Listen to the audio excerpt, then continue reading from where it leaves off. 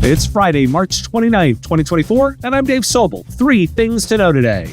CISA and the NSA released best practices for MSPs to bolster cybersecurity measures, the Q1 2024 diversity report, and the emotional quotient of AI, understanding technology's impact beyond business outcomes.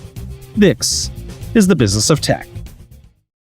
With as many breaches and security concerns as I report on this show, it should be obvious that cybersecurity is not just about technology, but also the human expertise needed to interpret and respond to complex threats. Huntress is focused on elevating SMBs and MSPs around the world. Huntress has a suite of fully managed cybersecurity solutions powered by a 24/7 human-led SOC, dedicated to continuous monitoring, expert investigation, and rapid response. And the proof is the execution. Huntress is the #1 rated EDR for SMBs on G2. Want to know more about the platform? Visit huntress.com/MSP radio to learn more. The Cybersecurity and Infrastructure Security Agency has released a 447-page draft new rule for reporting cyber incidents in critical infrastructure organizations. The rule, mandated by the Cyber Incident Reporting for Critical Infrastructure Act, requires organizations to report incidents within specific timeframes.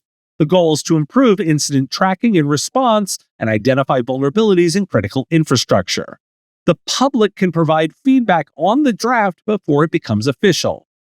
Before you tune out, thinking these federal-sized pieces of news are only big companies, according to CISA, nearly 311,000 small entities would be covered by proposed cyber attack reporting rules.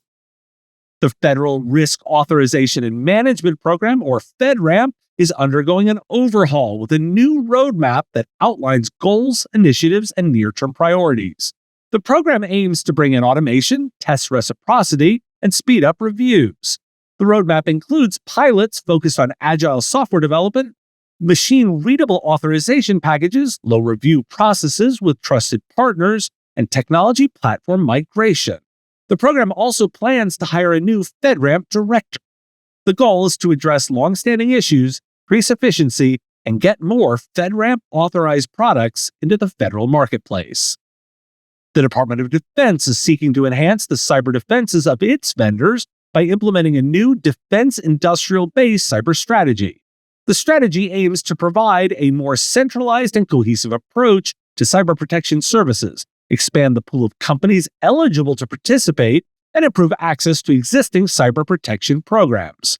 The strategy does not provide detailed information on how it will interact with the impending Cybersecurity Maturity Model Certification, or CMMC. Still, it promises to clarify existing language and develop forums for ongoing discussions with industry stakeholders. The Pentagon is developing a shared virtual cloud-based workspace for small contractors to enhance their cybersecurity. The goal is to pilot the program with up to 75 small businesses to assess data security in a cloud environment. If successful, the program could be scaled and offered to more companies. And CISA and the National Security Agency have released a set of best cybersecurity practices for managed services providers, or MSPs. The agencies emphasize the need for more visibility into MSPs' IT operations and recommend that organizations select MSPs willing to provide such visibility. They also advise organizations to consider agreements for notification and recovery in case of security breaches, adopt identity access management tools, and not rely on a single provider of managed security services. MSPs are urged to demonstrate value and set expectations up front to minimize blame in the event of a cybersecurity incident. Why do we care? I want to highlight my interview recently with Mike Semmel, who warns that many vendors serving the MSP community are not ready for FedRAMP and CMMC 2.0. Ultimately, this is all the power of the purse to drive change in the industry. While I don't expect most providers to pursue this federal work, a class of providers will have prepared for it and leveraged those capabilities for their commercial clients. Don't say I didn't warn you. Each quarter, this podcast releases our research data on the makeup of IT leadership, broken down by race and sex. By surveying public websites, we're looking to track the change over time. This quarter, we surveyed 301 companies and 4,379 humans, 47% vendors, 48% technology providers. This quarter, we found that 89.6% are white and 3.3% are Black. The breakdown is also 78% male. This is nearly identical to last quarter, although roughly 0.2% are Black. The data remains similar between vendors and tech providers, and while the previous quarter was slightly different between the two, this quarter, they're back to nearly the same. When we look at publicly traded or Fortune 100 companies, the numbers do improve for women, up 1 percentage point this quarter to 26%. The racial divide remains within 2%. Also of note is that this data has been consistent since we began the report in September 2020. Let's compare industries. A survey of members of the Association of National Advertisers reveals that while there's been progress in the ethnic and racial diversity of CMOs and equivalents, overall diversity in the marketing industry has dropped.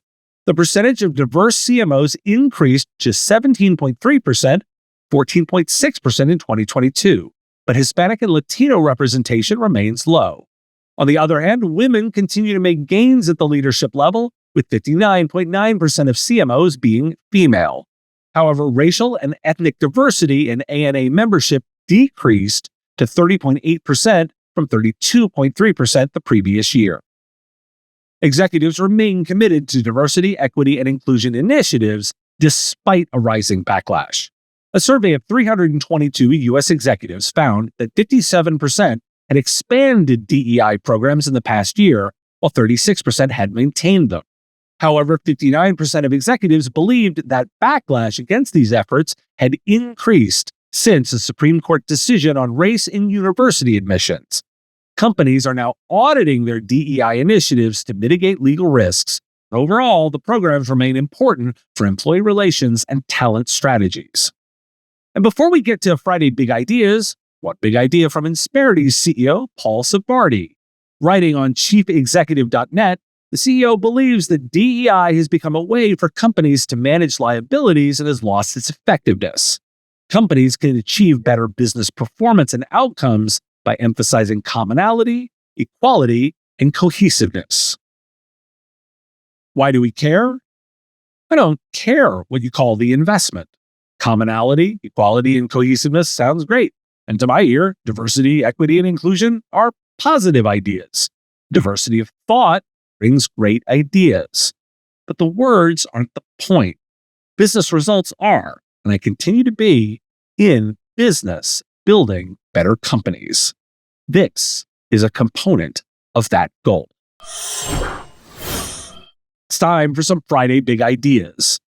TechCrunch talks about the challenges of reviewing AI systems and why it's crucial to attempt reviews despite the difficulties. The rapid pace of model releases, the complexity of those models as platforms with multiple services, and the lack of transparency from companies make comprehensive evaluation impossible. However, qualitative analysis serves as a real-world counterweight to industry hype. The article highlights the limitations of synthetic benchmarks and the emergence of unknown qualities in AI models. TechCrunch aims to provide subjective judgments based on hands-on experience and a general sense of the capabilities of AI models through a systematic testing approach, and the article walks through their approach. MIT Technology Review dives into how Adobe's approach to generative AI, exemplified by its image-generating model Firefly, stands out as an example of building responsible tech without scraping copyrighted data from the internet. By training Firefly on content with explicit licenses and compensating creators, Adobe aims to recognize and fairly compensate human labor. The approach protects creators' rights, helps combat misinformation, and promotes content moderation. The integration of AI tools into existing products, such as Photoshop, has been well received and has attracted new customers to Adobe. Marcus Zim of Workato writes that generative AI has the potential to revolutionize business processes by allowing companies to run entire knowledge processes through natural language prompts. These processes, dynamically created by AI brains, integrate with applications, data sources, and human experts to generate insights and increase efficiency. Human validation steps remain crucial in this paradigm, as LLMs still require human supervision. Well-architected data flows and end-to-end process orchestrations will be essential for successful implementation, offering immense promise for businesses. FIDO Alliance CEO Andrew Shakar believes that our dependence on passwords will be gone in the next several years as passkeys are gaining traction as more big companies show support. Passkeys use public key cryptography and possess-based authentication, making them more secure against phishing attacks. The FIDO Alliance aims to have half of the top 1,000 sites supporting passkeys by 2026. While passwords won't be eliminated, passkeys are expected to become the dominant form of sign-in in the near future. And I wanted to go offbeat with a moving article in the New York Times.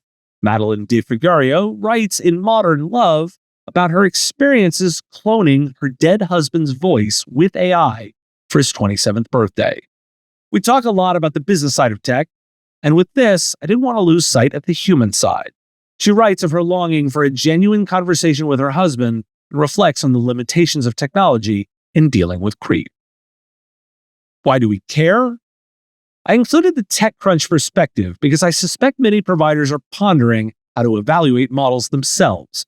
I appreciated the transparency. And I'm going to linger on the human side of technology. Want better business outcomes? Factor in the emotional component of technology implementation. There are some great business concepts here today, but loyal customers are also driven by emotion. Looking to reach an audience of thousands of MSPs and IT service providers? Put your ad right here on the Business of Tech and be on the show that 64% of MSPs report having listened to. A recurring top 50 tech news podcast, there are affordable options for you to reach our audience, and we can support any budget. Podcast listeners are more engaged, have a higher level of brand retention, and are more willing to listen to ads here than any other avenues. Want to know more? There's information at mspradio.com/engage, including a button to book a time to talk.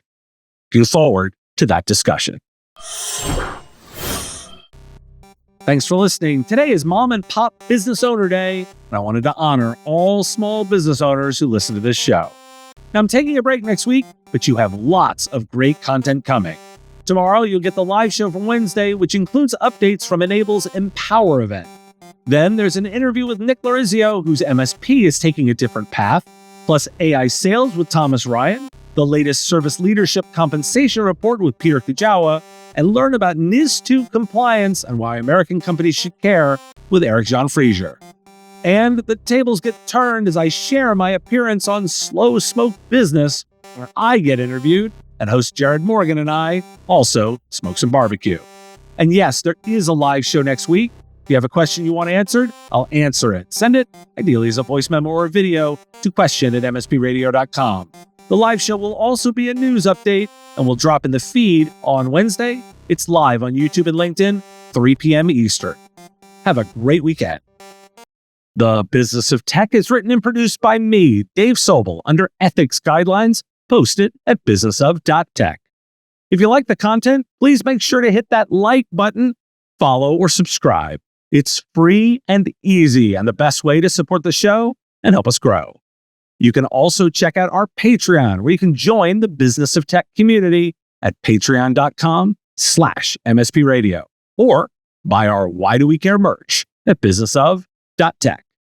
Finally, if you're interested in advertising on the show, visit mspradio.com/engage. Once again, thanks for listening to me, and I will talk to you again on our next episode of The Business of Tech. Part of the MSP Radio Network.